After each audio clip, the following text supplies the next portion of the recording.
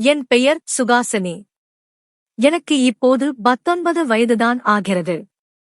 வாழ்க்கை என்பது பூக்களால் ஆனது என்று நினைத்திருந்த எனக்கு, திருமணம் முடிந்த 6 மாதங்களிலேயே அது முட்களாக மாறிப்போனது. ஆரம்பத்தில் எங்கள் வாழ்க்கை மிக இனிமையாக, கனவு போலத்தான் போய்க் கொண்டிருந்தது. ஆனால், அந்த மகிழ்ச்சி ஒரு பெரிய இடியாய் மாறி எங்கள் வாழ்க்கையில் இறங்கியது. என் கணவர் மற்ற ஆண்களைப் போல் அல்லாமல், மதுவுக்கு மிக மோசமாக அடிமையானார். அவருக்கு அந்த போதை பிடித்திருந்தாலும், அது என் வாழ்க்கையை சிதைத்துக் கொண்டிருந்தது. இரவு எது, பகல் எது என்று தெரியாமல் அவர் குடித்துக் கொண்டே இருந்தார். ஒரு நாள் நான் பணியில் இருந்தபோது, என்னுடன் வேலை செய்யும் நண்பர் ரவி எனக்கு போன் செய்தார். சுகாசினி, நான் வீட்டுக்கு வந்து கொண்டிருக்கிறேன். உன் கணவர் குடித்துவிட்டு வழியில் விழுந்து கிடக்கிறார். அவரை அப்படியே விட்டுவிட முடியாது, நானே அவரை அழைத்து வருகிறேன் என்றார். நான் பதறிப்போய், சரி அண்ணே, அழைத்து வாருங்கள் என்றேன். அவர் வருவதற்கு முன் என் மாமியாரிடம், அத்தை, உங்கள் மகன் சென்ற இடமெல்லாம் குடித்துவிட்டு விழுகிறார். என் நண்பர் அவரை அழைத்து வருகிறார். தயவு செய்து நீங்கள் அவரை இன்று கண்டியுங்கள் என்று சொல்லி அழுதேன். சரியாக அந்த நேரத்தில் கதவு தட்டும் சத்தம் கேட்டது.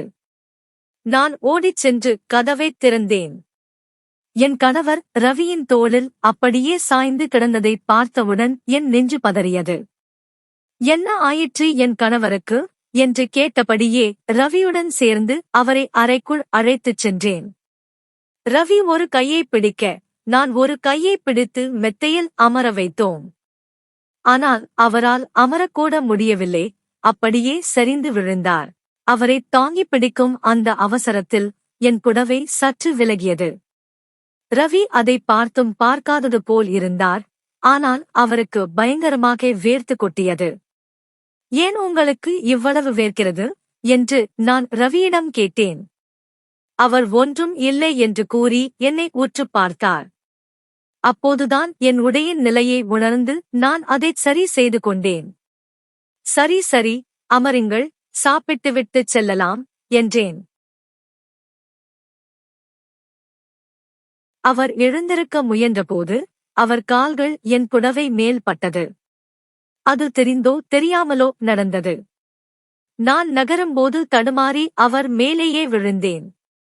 அவரும் நானும் அதே மெத்தையில் விழுந்தோம். ஒரு புறம் என் கணவர் போதையில் கிடக்க, இன்னொரு புறம் நானும் ரவியும் மிக அருகே இருந்தோம். ரவியின் நெற்றியில் வேர்வை துளிகள் அரும்பியிருந்தன. நான் அதைத் துடைத்தபோது, அவர், உனக்கும் வேர்க்கிறதே என்று கூறி என் மிக அருகே வந்தார். என் கணவரின் குடிப்பழக்கம் இன்று நேற்று ஆரம்பித்தது அல்ல, அது பல நாள் பழக்கம் என்பதை அவர் உடல்நிலை காட்டியது. என் மாமியாரிடம் இது பற்றிச் சொன்னால், ஊரில் யாரும் பண்ணாததையா என் பையன் செய்துவிட்டான்? சும்மா போவியா என்று மிகச் சாதாரணமாகச் சொல்லிவிட்டு டிவி பார்க்கச் சென்று விட்டார். யாரிடம் என் கஷ்டத்தைச் சொல்வது என்று தெரியாமல் நான் தவித்தேன். என் அண்ணன் திருமணம் முடித்து தனியாக இருக்கிறார். அம்மா அப்பாவை பார்த்துக் கொள்ளும் சூழ்நிலையில் அவருக்கு நான் சுமையாக இருக்க விரும்பவில்லை. இதுதான் என் வாழ்க்கை என்று நினைத்து வாழத் தொடங்கினேன். என் மாமியார் நாள் முழுவதும் டிவி முன்னாலேயே இருப்பார். சீரியல்களில் நடக்கும் பிரச்சனைகளைப் பற்றி ஊர் முழுக்க பேசுவார். ஆனால் தன் வீட்டில் தன் மகன் குடிப்பதைக் கண்டு கொள்ளவே மாட்டார். வீட்டில் வருமானம் இல்லாத காரணத்தினால் நான் வேலைக்குச் செல்ல வேண்டிய கட்டாயத்திற்கு தள்ளப்பட்டேன். நல்ல சம்பளம் கிடைக்கும் வேலை தேடி நான் பல இடங்களுக்கு அலைந்தேன். ஆனால் பல இடங்களில் வேலை கிடைக்கவில்லை. சில இடங்களில் வேலை முடிந்து வீடு திரும்ப மிகத் தாமதமானது. அந்தச் சூழ்நிலையை நான் விரும்பவில்லை. ஒரு நாள் ஒரு மிகப்பெரிய ஜவுளிக் கடைக்கு வேலை கேட்டு உள்ளே சென்றேன். அங்கே விசாரித்தபோது, மேனேஜரை மேலே போய் பாருங்கள் என்று சொன்னார்கள். என்னை அழைத்துச் செல்ல ரவி என்ற ஒருவரை அனுப்பி வைத்தார்கள். நாங்கள் படிக்கட்டுகளில் ஏறும்போது, ரவி, படிக்கட்டில் செல்ல வேண்டாம், வாங்க லிப்டில் செல்லலாம் என்று என்னை அழைத்தார். எனக்கு லிப்டில் செல்ல பயமாக இருந்தது. ஆனால் அவர், பயப்படாதீர்கள், நாம் இனி ஒரே இடத்தில்தான் வேலை செய்யப் போகிறோம் என்று கூறி என்னை அழைத்துச் சென்றார். மேனேஜரிடம் சென்றபோது அவர் தற்போது ஆட்கள் தேவை குறைவாக இருப்பதாக கூறினார். உடனே ரவி தலையிட்டு, சார், இந்த பொண்ணு எனக்கு தெரிந்த மாமா பொண்ணுதான், வேலைக்கு வைத்துக் கொள்ளுங்கள், நான் தினமும் இவரை அழைத்து வந்து விடுகிறேன் என்று சொன்னார். மேனேஜர் என்னை பார்த்து, அவன் சொல்வது உண்மையா என்று கேட்க, ரவி கண் ஜாடையில் ஆமாம் என்று சொல்லச் சொன்னார். வேலை கிடைக்க வேண்டுமே என்ற கட்டாயத்தில் நானும் ஆமாம் சார் என்று போய் சொன்னேன். மேனேஜர் என்னை அடுத்த நாள் முதல் வேலைக்கு வரச் சொன்னார். திரும்பி வரும்போது ரவிக்கு நான் நன்றி சொன்னேன். அதெல்லாம் ஒன்றுமில்லை என்று அவர் சாதாரணமாகச் சொன்னார். மறுநாள் முதல் என் வேலை தொடங்கியது. காலை 9 மணிக்கு வேலைக்குச் சென்று மாலை 5 மணிக்கு முடித்துவிடலாம். அங்கேயே கேண்டீன் வசதியும் இருந்தது. என் கையில் இருந்த பணத்தை வைத்து என் கணவருக்கு பிடித்த மல்லிகை பூவும் சில ஸ்வீட்களும் வாங்கிக் கொண்டு மகிழ்ச்சியுடன் வீட்டுக்குச் சென்றேன். நாளை முதல் வேலைக்குச் சென்றால் சம்பளம் வரும், நம் தேவைகளை பார்த்துக் கொள்ளலாம் என்ற கனவுடன் நான் வீட்டிற்குள் நுழைந்தேன். ஆனால் அங்கு நிலைமை வேறாக இருந்தது. என் மாமியாரும் கணவரும் சண்டையிட்டுக் கொண்டிருந்தார்கள். உன் மனைவி உன் பேச்சைக் கேட்காமல் வேலை தேடிச் சென்றவள் இதுவரை வரவில்லை என்று அத்தை என் கணவரை தூண்டிவிட்டுக் கொண்டிருந்தார். நான் உள்ளே சென்று சண்டையை நிறுத்தினேன். நீங்கள் யாரும் சம்பாதிக்கவில்லை, பின் வீட்டுச் செலவுக்கு என்ன செய்வது? அதனால்தான் நான் வேலைக்குச் செல்கிறேன் என்று சொன்னேன். என் கணவர், சரி, வேலைக்குச் செல், ஆனால் சம்பளப் பணத்தை என்னிடம் கொடுத்துவிட வேண்டும் என்று நிபந்தனை போட்டார். அத்தைக்கு நான் வேலைக்குச் செல்வது ஒரு பக்கம் நிம்மதியாக இருந்தது. நான் என் அறைக்குள் சென்றபோது திலீப், என் கணவர், பின்னாடியே வந்து ஏதாவது முன்பணம் வாங்கினாயா என்று கேட்டார். மறுபடியும் குடித்துவிட்டு ரோட்டில் விழவா கேட்கிறீர்கள் என்று நான் கேட்டதற்கு அவர் கோபப்பட்டு பக்கத்தில் இருந்த ஸ்வீட் பாக்ஸை எடுத்துக்கொண்டு விறுவிறுவென வெளியே கிளம்பிவிட்டார்.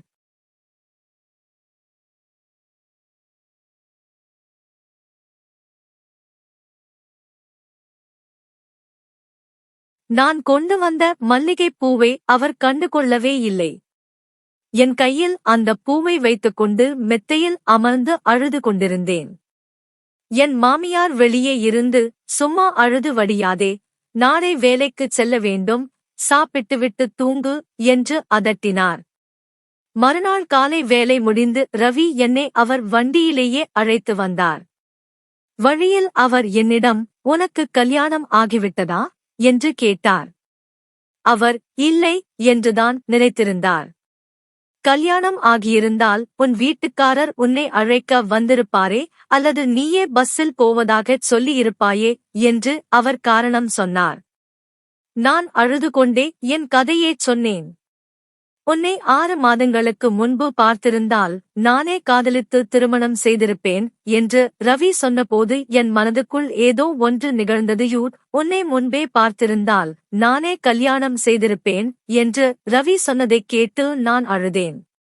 ரவி உடனே வண்டியை நிறுத்தி, ஏன் அழுகிறாய்? நான் விளையாடுகிறேன் என்று நினைக்கிறாயா என்று கேட்டார். நான் விளையாடவில்லை, நீங்கள் வேண்டுமானால் என் வீட்டுக்கு வந்து என் கணவரை பாருங்கள் என்று சவால் விட்டேன். ரவி என்னை நம்பாமல் என் வீட்டுக்கே வந்தார்.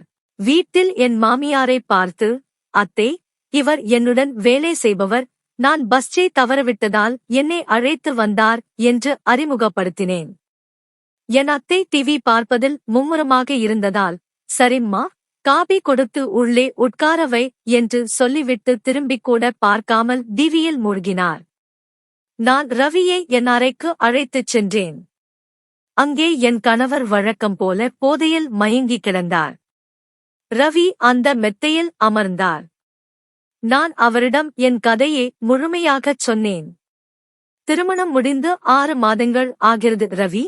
தினமும் அவர் குடித்துவிட்டு ஒரு பக்கம் விழுந்து கிடப்பார், நான் ஒரு பக்கம் உறங்குவேன். என் வாழ்க்கையில் எந்தச் சந்தோஷமும் இல்லை. ஆனால் உன்னிடம் பழகும்போதுதான் அந்த அன்பை நான் உணர்கிறேன் என்று சொல்லி அழுதேன். ரவி என் முகத்தை பார்த்தார். அவர் முகத்தில் ஒரு தெளிவு தெரிந்தது.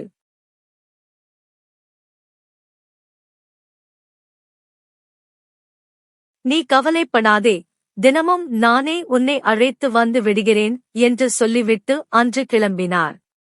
அதன் பிறகு அதுவே வழக்கமானது. ரவி என்னை மாலையில் வீட்டில் விடுவார், நேராக அறைக்குள் வருவார். என் மாமியாருக்கு பழங்கள், தின்பண்டங்கள் என்று வாங்கி வருவார். அத்தை அதை பெற்றுக்கொண்டு, எனக்கு ஒரு பிள்ளை சரியில்லை, இன்னொரு பிள்ளை கிடைத்துவிட்டது என்று பல்லை காட்டிச் சிரிப்பார்.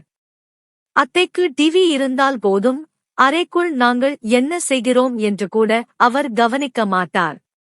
ஒருநாள் அப்படித்தான் ரவி என் அறையில் இருந்தார். அத்தையோ வெளியில் டிவி சத்தத்தில் மூழ்கியிருந்தார். என் கணவர் பக்கத்திலேயே போதையில் உறங்கிக் கொண்டிருந்தார். ரவியின் நெற்றியில் வேர்வை அரும்பியிருந்தது. நான் அதைத் துடைத்தேன். அப்போது ஒரு கணவன் மனைவியிடம் எப்படி நடந்து கொள்வாரோ அதே நெருக்கத்துடன் ரவி என்னிடம் இருந்தார். அந்த தருணத்தில் என் கணவர் அருகில் இருக்கிறார் என்ற பயமே எங்களுக்கு இல்லாமல் போனது. ரவி கிளம்பும்போது, நாளை அவசியம் வரவேண்டும், நான் எதிர்பார்ப்பேன் என்று நான் சொல்ல, அவர் என்னை அணைத்து நெற்றியில் முத்தம் கொடுத்துவிட்டுச் சென்றார். எல்லாம் நன்றாகப் போய்க் கொண்டிருந்தபோதுதான் அந்த இடி விழுந்தது. திடீரென்று ரவி 2 நாட்கள் வேலைக்கு வரவில்லை. நான் பயந்து போய் அவர் போனுக்கு அழைத்தேன். ஆனால் போனை ரவி எடுக்கவில்லை, வேறொரு நபர் எடுத்தார். இனி ரவிக்கு போன் செய்யாதே, உனக்கு கல்யாணம் ஆகிவிட்டது, அவன் பிரம்மச்சாரி, அவனை தொந்தரவு செய்யாதே என்று சொல்லி போனை வைத்துவிட்டார்கள். எனக்கு ஒன்றும் புரியவில்லை. என் உலகம் இருண்டுவிட்டது போல தோன்றியது. யார் அந்த போனை எடுத்தது? ஏன் ரவி என்னிடம் பேசுவதை நிறுத்திவிட்டார் என்ற குழப்பத்திலேயே நான் தவித்துக் கொண்டிருந்தேன். ஒருநாள் எதிர்பாராத விதமாக ரவியை சந்திக்கும் சூழ்நிலை அமைந்தது. ரவி என்னை அவர் வண்டியில் அமர வைத்து ஊருக்கு ஒதுக்குப்புறமான ஒரு தனிமையான இடத்துக்கு அழைத்துச் சென்றார். அங்கே அமர்ந்ததும் ரவி என்னை கட்டிப்பிடித்துக் கொண்டு தேம்பி தேம்பி அழ ஆரம்பித்தார். எனக்கு ஒன்றும் புரியவில்லை.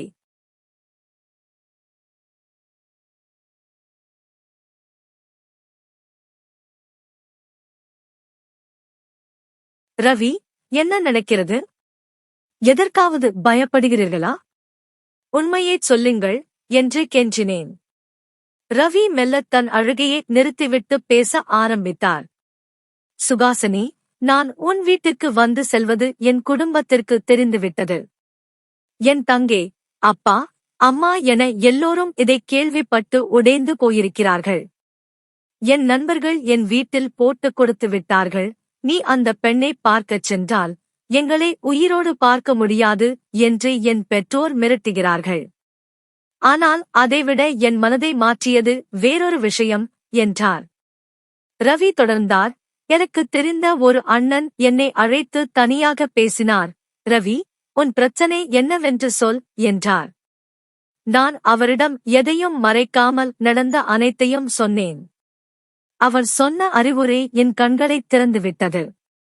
அவர் கேட்டார், ரவி, உன் தங்கை உனக்குத் தெரியாமல் ஒருவரை திருமணம் முடிந்தவர் என்று தெரிந்தும் காதலித்தால் நீ அதை ஏற்றுக்கொள்வாயா? இல்லை, அந்த தவறைச் சுட்டிக்காட்டி அவளுக்கு வேறொரு மாப்பிள்ளையைப் பார்ப்பாயா? எது சரி என்று கேட்டார். அவர் மேலும் சொன்னார், சரி, அது கூட ஒரு பக்கம் இருக்கட்டும். உன் அம்மா உனக்கும் உன் தங்கைக்கும் தெரியாமல் ஒருவரை ரகசியமாகக் காதலித்து அவருடன் சென்றுவிட்டால் உங்கள் குடும்பத்தின் நிலை என்னவாகும்? நீ தலைகுனிந்து நிற்க மாட்டாயா? அதேபோலத்தானே இன்னொருவன் மனைவியை நீ அடைய நினைப்பதும்? உன்னிடம் ஒழுக்கமும் பணமும் இருந்தால் உன்னைத் தேடி நல்ல பெண் வருவாள். இப்போது நீ செய்ய வேண்டியது ஒன்றே ஒன்றுதான். இந்த ஊரை விட்டு வெளியே சென்று வேலை செய். தங்கை திருமணத்திற்கு பணம் சேர். காலம் அனைத்தையும் மாற்றும் என்று அந்த அண்ணன் சொன்னார். அதைக் கேட்டு என் பெற்றோர்கள் கூடச் சொல்லாத புத்தியே அவர் சொன்னாரே என்று நான் மாற முடிவெடுத்தேன் என்று ரவி கூறி முடித்தார். ரவி சொன்னதைக் கேட்டு எனக்கும் ஒரு தெளிவு பிறந்தது. ஆமாம் ரவி, அந்த அண்ணன் சொன்னது 100% உண்மை. நான் தான் உன் வாழ்க்கையில் வீணாக குறுக்கிட்டு உன்னை திசை திருப்பிவிட்டேன். என் கணவரை திருத்த நான் தான் போராட வேண்டுமே தவிர இன்னொரு ஆணிடம் ஆறுதல் தேடியது என் தவறுதான்.